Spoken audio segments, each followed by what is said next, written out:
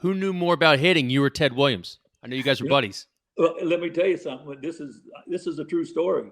My daughter was going to a Christmas thing, and I lived in Roanoke, Virginia, and she was about 8 years old, and they were having a Christmas. When they turn on the Christmas lights at the White House, and she was in a choir, and she was going there, and that was the first children's choir that they ever had, and we were staying at the Hilton Hotel. And I saw Williams in the bar, and I went in there and started talking to him, and I missed her singing at the White House, and just to hear Ted talk. And we sat there for about 3 or 4 hours, and we got in arguments, about bottom hand, top hand, things like that. He was a top hand guy, and he said, and definitely a top hand guy. He said, top hand pops the ball, gives power to my swing. It is it does give the most power to your swing, and I agree with that. But when I got into the bottom hand, whether you want to believe it or not, he didn't know too much about the bottom hand. He didn't say too much about it, and I sat there and argued with him, about the bottom hand. Like my bottom hand, it's the first working hand, and it pulls the bat to the ball, and it creates the angle of my bat is created by the bottom hand.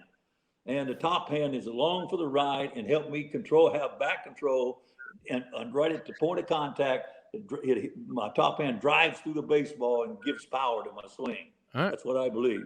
Not many people can compete with a guy who bat 408.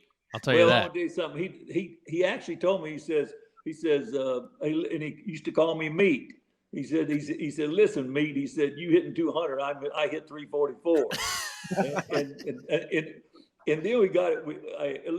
I used to talk to him a lot when Greg Nettles and I first made the major leagues. Billy Martin was our manager in Minnesota, and when we went to Washington, or when Washington came to Minnesota, Williams would always come out there, and Nettles and I would be hitting kind of early, and Williams would work with us, and Martin would get mad because we were left-hand hitters, and he wanted, and he always would give us tips. And, and I got to know him real well, and I used to talk to him a lot. One of the things, I don't know if you remember or not, or you might have seen it, they had a Legends Day in Boston, and I happened to be on the visiting team that day, and with the Indians, and I was sitting over in the dugout, and when Williams came back from the outfield in his wheelchair, he told this guy, he said, take me over where that Bush guy is sitting over there, and that was me. That was the 99 All-Star game, right? Yeah, it might have been, because he came back and he said to me, he comes over and looks at me, and he calls me out there, and I go out there, and he goes, what about that bottom hand? And I said, you don't believe in it. And he looked, and he told me, and this was and I want to say his last book was like an 84 or something like that, 83, something like that. He said, I put it in my last book.